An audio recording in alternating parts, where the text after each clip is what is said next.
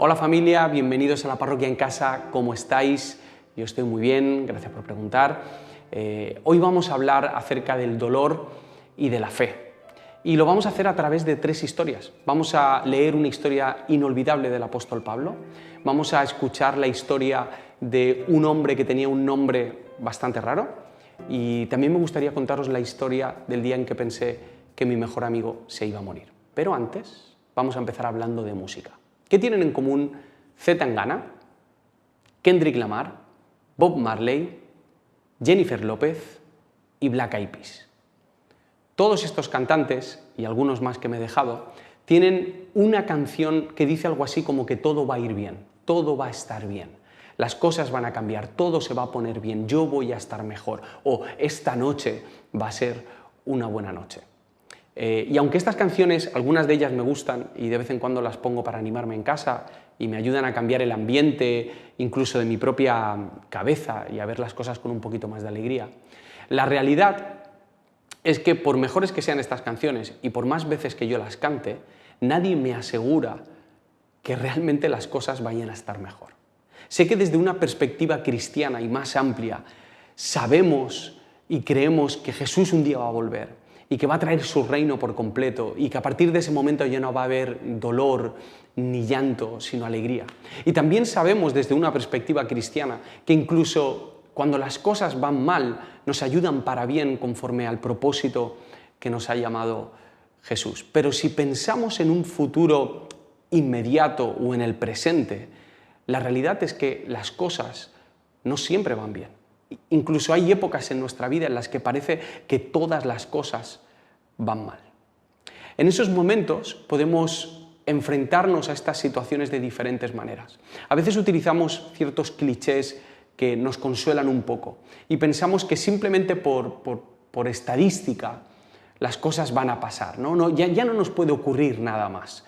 Y parece que si encadenas una carta de Hacienda y una crisis matrimonial y un esguince de tobillo, pues eso te convalida y ya durante los próximos 2 años nada malo te va a pasar. Pero no es así, a la vida le dan absolutamente igual las estadísticas, le da igual lo que te haya pasado y no sabes ni cómo, acabas encadenando una tras otra y acabas enfrentando de nuevo una época no solo difícil, sino más difícil que las anteriores.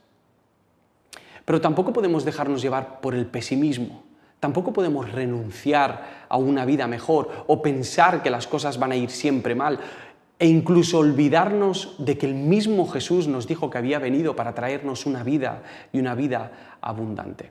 A veces nos volvemos demasiado pesimistas, incluso cínicos, y pensamos, hasta cuando las cosas nos van bien, pensamos que es porque nos van a ir mal. ¿Sabes cuando todo va demasiado bien y empiezas a sospechar de la vida y dices, en cualquier momento me la van a jugar? Yo recuerdo una época en la que cuando mi jefe o alguien me daba un dinero extra que yo no esperaba o me daban una ofrenda y de repente alguien venía y me daba 100 euros, en vez de estar agradecido con esos 100 euros, yo automáticamente sospechaba y pensaba, bueno, si me han dado 100 euros extras que yo no esperaba, es porque probablemente este mes me van a poner una multa que yo no esperaba.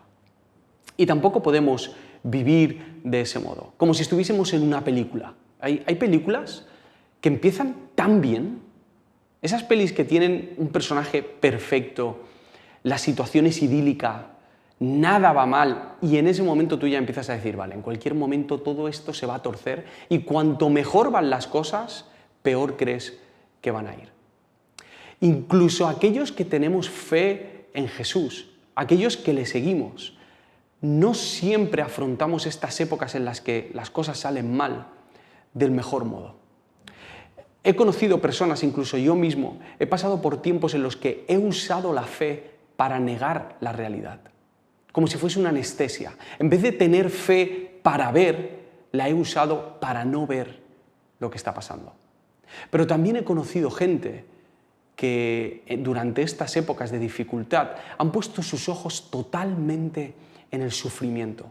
De una manera peligrosísima se han alejado de la fe y de la esperanza que encontramos en Jesús. Es difícil encontrar este equilibrio, es difícil conectar la fe con el dolor.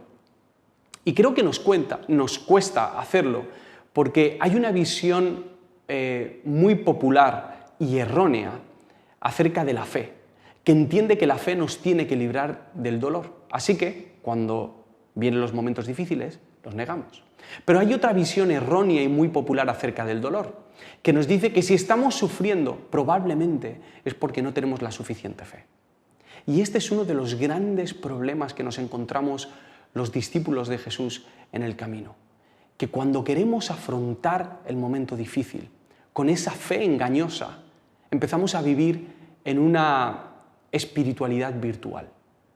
Y cuando queremos enfrentar esos momentos, enfocándonos en el dolor, lo que nos acaba quedando es una sensación de soledad, de cansancio, de desesperación y de tener una fe que es inútil, una fe que está desarraigada de los problemas de la vida cotidiana.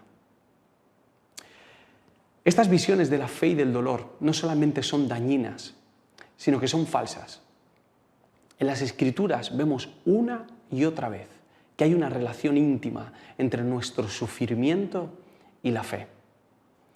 Y además, gracias a Dios, encontramos un camino alternativo para poder afrontar estas situaciones. En la palabra vemos que se puede construir un puente entre la fe y el dolor. Porque aunque todo te vaya bien en este momento, probablemente vayas a pasar por momentos difíciles. Y me gustaría que cuando llegase esa época de nuestra vida, como parroquia, pudiésemos tener la capacidad de afrontar esa época de una manera distinta. Vamos a leer un pasaje que está en Hechos 16. Os pongo un poco en contexto. Pablo y Silas están predicando y las cosas van bastante bien. Acaban de tener una conversión y unos bautismos y digamos que están en un gran momento de su ministerio. El Espíritu Santo les está guiando, ellos están hablando con poder, están habiendo milagros. Y de repente ocurre lo siguiente. Hechos 16, versículo 16. Aconteció que mientras íbamos a la oración nos salió al encuentro una muchacha que tenía espíritu de adivinación, la cual daba gran ganancia a sus amos adivinando. Esta, siguiendo a Pablo y a nosotros, daba voces diciendo: estos hombres son siervos del Dios Altísimo, quienes os anuncian el camino de salvación. Y esto lo hacía por muchos días, mas desagradando a Pablo, éste se volvió y dijo al espíritu: te mando en el nombre de Jesucristo que salgas de ella. Y salió en aquella misma hora. Una mujer perseguía a Pablo y Silas, diciendo que estos hombres eran siervos de Dios. Esto es curioso, lo que la mujer estaba diciendo era real, pero puedes estar diciendo la verdad con un espíritu incorrecto, aunque ese sería el tema para otra charla, ¿vale? La cuestión es que esto a Pablo le irritó, le molestó tanto, que en un momento se giró después de varios días teniéndola detrás y gritando, y le dijo al espíritu que se fuese, y se fue. La historia está en un momento precioso, precioso. Están viendo cómo el poder de Dios se manifiesta de una manera evidente. Pero se huele la tensión. Algo va a pasar. Versículo 19. Pero viendo sus amos que había salido la esperanza de su ganancia, los amos de esta mujer, prendieron a Pablo y a Silas y los trajeron al foro ante las autoridades.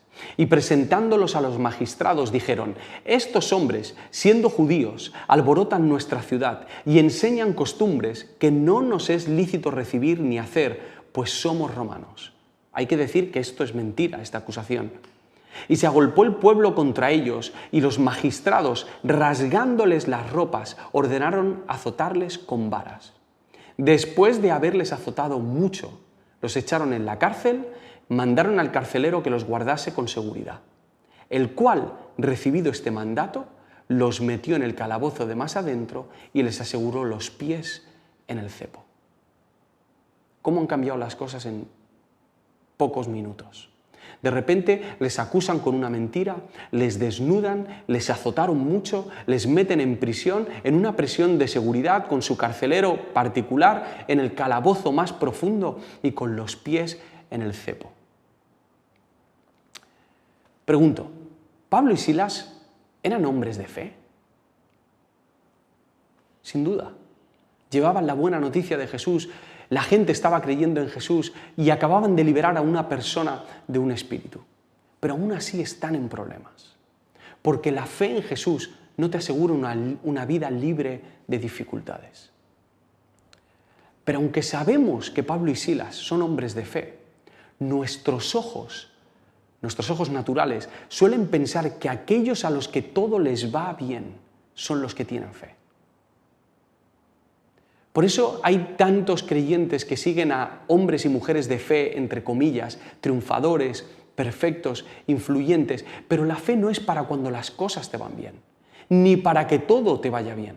La fe de alguien se vuelve palpable y testimonial en los momentos difíciles. Aunque sea una fe pequeña, esa fe pequeña es capaz de brillar en las noches oscuras como estas. Y además, brillar de manera sobrenatural y sencilla. Lo realmente rompedor en esta historia es lo que Pablo y Silas hacen a continuación. Versículo 25. Pero a medianoche, orando Pablo y Silas, cantaban himnos a Dios y los presos los oían. Lo vuelvo a leer por si no te lo crees. Pero a medianoche, orando Pablo y Silas, cantaban himnos a Dios y los presos los oían. Pablo y Silas no usaron la fe para huir del dolor y tampoco se enfocaron en su sufrimiento hasta volverse incrédulos o quejicas. No, toda esa fe de Pablo y Silas se convirtió en canciones sencillas. Lo que estaba en su mano en ese momento es lo mismo que está en tu mano, que está en mi mano cuando pasamos por los momentos difíciles. Ver a Jesús y cantarle, o no verlo y quejarte. Pablo y Silas construyeron un puente entre su fe y su dolor, cantando a Dios, orando y adorando a Dios, poniendo su confianza en Jesús. Esta parte de la historia me gusta tanto como me incomoda, porque me recuerda que yo no he reaccionado de la misma manera cuando he pasado por momentos ni por asomo tan difíciles como estos. Me he quejado en esos momentos, o me he dejado llevar por mis sentimientos, o peor, he puesto la confianza y la fe en mis propias fuerzas. La mejor manera de afrontar estas épocas en las que nada va bien no es negando la realidad, no es enfocándote en tu dolor, es adorando a Jesús, es confiando en Él, es recordando quién es Él. No podemos poner nuestra fe en la fuerza de nuestra fe. No podemos poner la fe en la cantidad o en la calidad de nuestra fe. No podemos poner la fe en una taza de Mr. Wonderful o en un lema o en una frase, en un versículo que repetimos como si fuese un mantra. No puedes poner tu fe en las estadísticas, no puedes poner tu fe en lo que quieres que pase, no puedes poner tu fe en la confianza de que las cosas se van a arreglar simplemente porque sí. Solo vale la pena poner la fe en aquel que fue, que es y que será.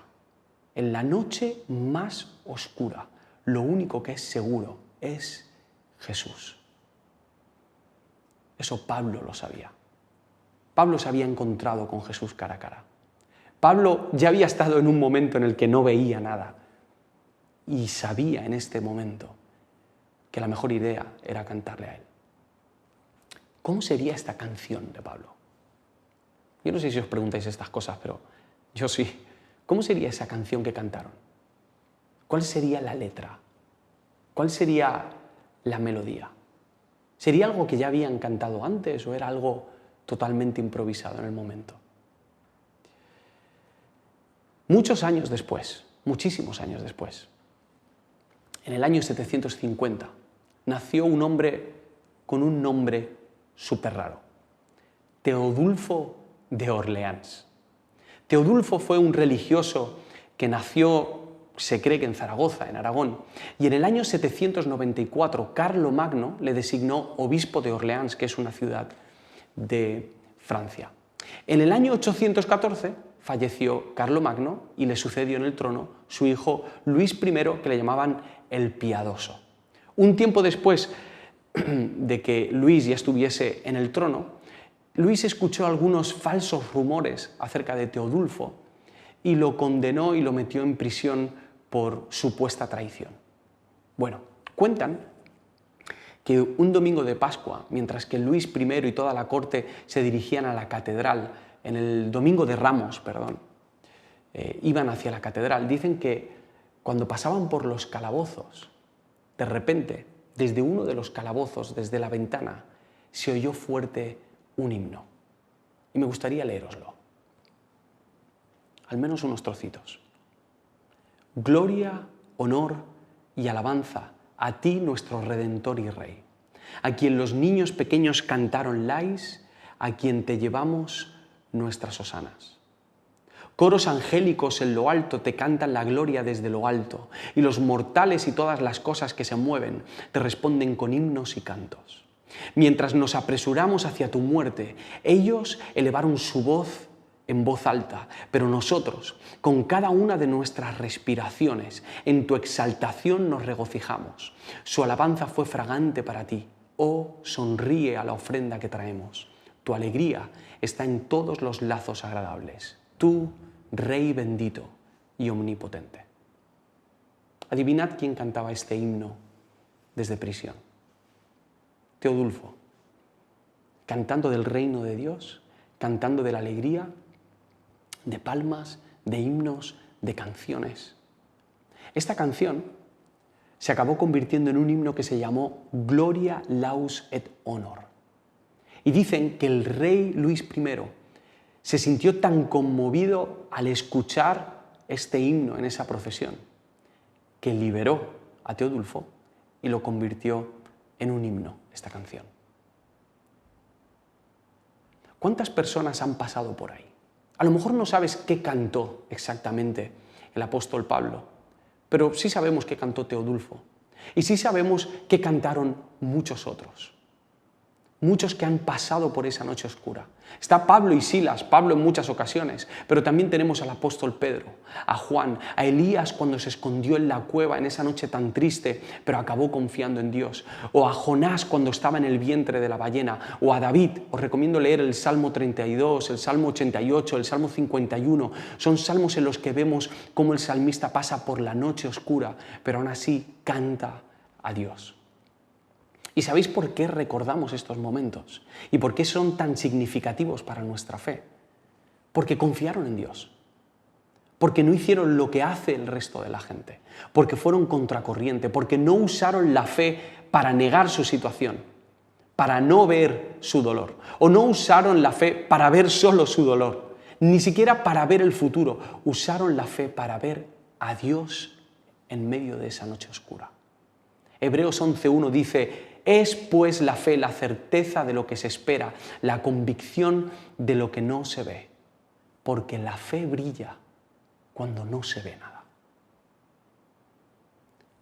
Esto no es algo que pasó solo hace años. Esto sigue pasando hoy. No solo pasa con personajes bíblicos. Conozco personas, matrimonios que han perdido a sus hijos pequeños y aún así han sido capaces de cantar a Dios.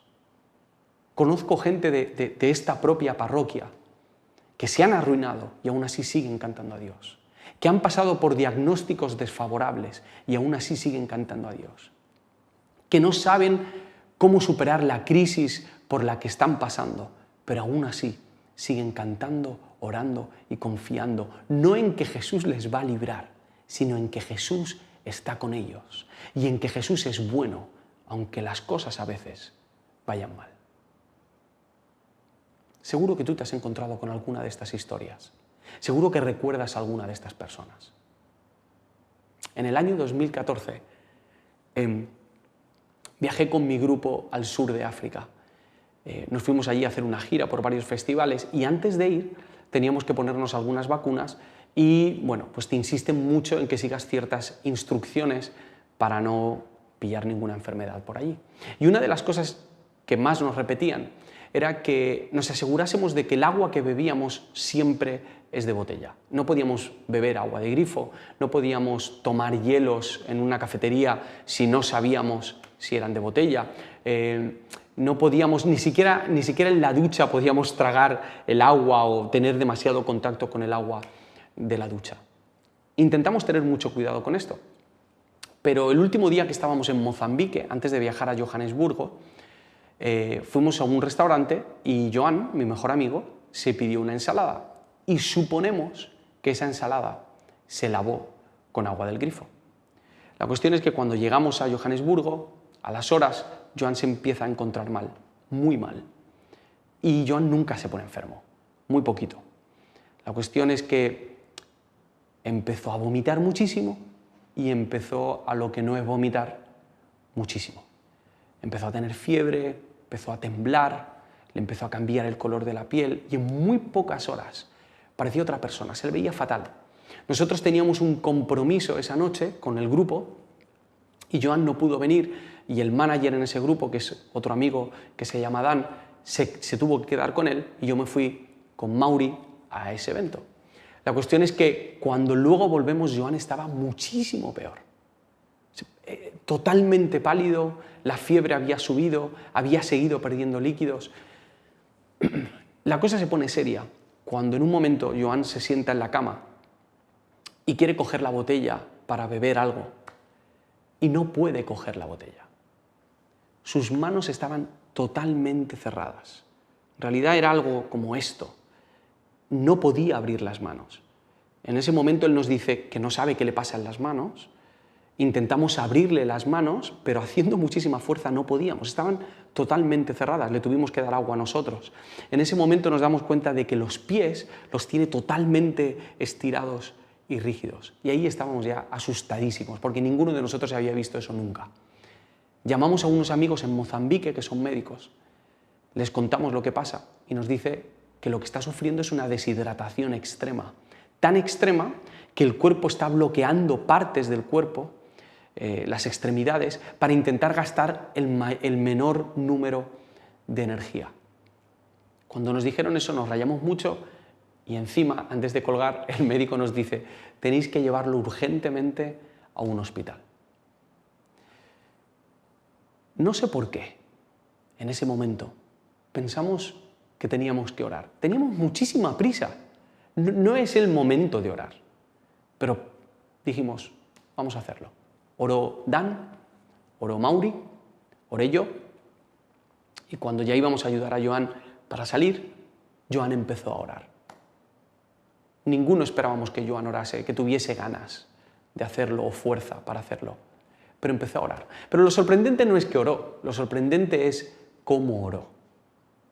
Empezó a adorar a Dios y empezó a decirle que era bueno, que era fiel. Yo recuerdo que en ese momento teníamos la sensación, y ahora me pongo un poco pentecostal, si me lo permitís, tuvimos la sensación de que ahí estaba pasando algo. Terminó de orar, nos quedamos en silencio, sabiendo que acabábamos de ver algo que no era normal, que ese momento no era como el resto, que era un momento santo o apartado, único, en el que no estábamos solos, sino que estaba Dios. Y a los pocos segundos de hacer ese silencio, Joan hizo un chiste, que eso es muy de Joan, muy del Joan normal. Bueno, no sé cómo se dieron los acontecimientos, pero 2 horas después, Joan estaba en un restaurante comiéndose una hamburguesa de avestruz, como si no hubiese pasado nada. Todos hemos conocido personas y hemos estado en situaciones donde hemos visto que alguien ponía su confianza en Dios de una manera sobrenatural, pero lo manifestaba de una manera sencilla, cantando a Dios, orando a Dios. Es sobrenatural cuando alguien decide ver a Dios en vez de decidir ver su propia situación. Estas 3 historias, la de Pablo, la de Teodulfo y la de Joan, tienen algo en común. Lo primero es que la fe no se mide por el milagro de sanidad o de liberación. A pesar de que hay un milagro, a pesar de que Pablo y Silas salieron de la cárcel, os recomiendo leer el resto de la historia, a pesar de que Teodulfo también salió de la cárcel y su canción fue considerada un himno, y a pesar de que Joan se recuperó en ese momento, el milagro en sí no es tanto eso, sino el cambio de mentalidad, que una persona deje de ver su propia situación para ver a Jesús a su lado. Es tan importante que ha llegado un momento en el que yo ya no sé qué es más milagro de las 2 cosas, si la sanidad o el cambio de perspectiva. Y hay otra cosa que tienen en común estas 3 historias, y es que siempre hay gente a tu alrededor escuchando. Cuando Pablo y Silas cantaron, los presos les oían. Cuando Teodulfo cantaba, el rey Luis I y toda la corte escuchaba. Y cuando Joan oraba, los 3 amigos que habíamos con él estábamos escuchando esta historia. ¿Quién te está escuchando a ti cuando estás en la noche oscura? ¿Tus hijos? ¿Tu esposa? ¿Tu esposo? ¿Tus padres? ¿Tu novia? ¿Tu novio? ¿Tu médico? ¿Tus amigos? ¿Tus profesores? Las canciones de que todo va a estar bien no son de fiar. Las canciones de que todo va a estar mal tampoco. Pero cantarle a Jesús, confiando en su presencia en medio del dolor, es ahí, en ese momento, cuando conectas la fe con el dolor, cuando pueden empezar a suceder cosas. Me encanta que no sepamos qué cantó Pablo, porque nos invita a cantar a nosotros. ¿Qué canción vas a cantar cuando pases por ahí? Es tu tarea conectar la fe con tu dolor y ponerle letra y melodía a ese momento en el que decides ver a Jesús en vez de ver cualquier otra cosa. Que el Señor os bendiga mucho.